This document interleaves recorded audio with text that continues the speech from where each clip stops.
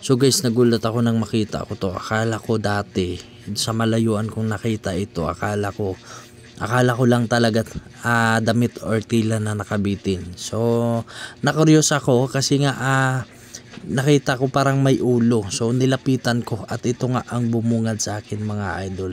Yan, so akala ko tuta. So hindi pala tuta mga idol. So sino bang nakakita sa inyo ng ganito? So for the first time ever since the world, ngayon lang ako nakakita ng ganito talaga sa malapitan. So nakakita ako ng ganito, maliit pa ako. Nakakita ako nakalipad. So ngayon ito na, nakikita ko na talaga sa malapitan. So nagtaka lang ako bakit nandito siya sa mababa ng puno nakasabit. So yung mga ganito sa mataas yan, nasa mataas sila nakasabit, hindi sa mababa na halos ilang metro lang, mga 2 metro lang. So maano na siya sa lupa. So ang baba ng kanyang pinagtulugan sa ibon na ito. Ano bang tawag dito? Ibon ba? So sa amin kasi, yung sa Bisaya, sa tawag dito sa amin ay kabog. So ewan ko lang sa inyo kung ano.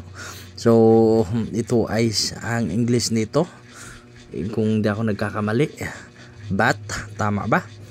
But now you're gone. So ayan, tutigan mo ng maigi kung ano yung itsura na kanyang mukha. So akala ko talaga para siyang para siyang RET or para siyang tuta, no? Ayun, no? So ang dami namin dito nag-video, ang dami nagbe-video dito na kinuha na ng So actually ito ay nangyari sa malapit sa hospital.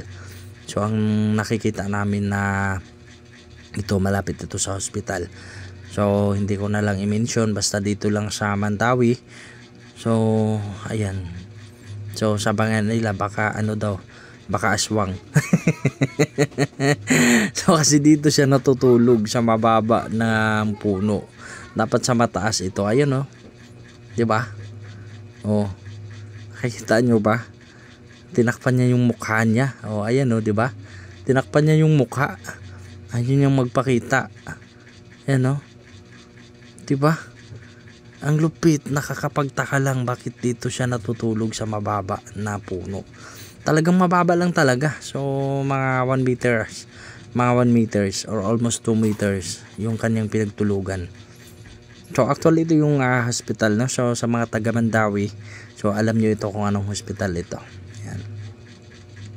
Sa Mandawi, Consolacion or Liloan, so alam nyo ito guys. So dito ito nakikita namin yung, ayan, pinahagi ko sa inyo. Diba? Ang lupit niya, nasa mababa lang. Thank you for watching.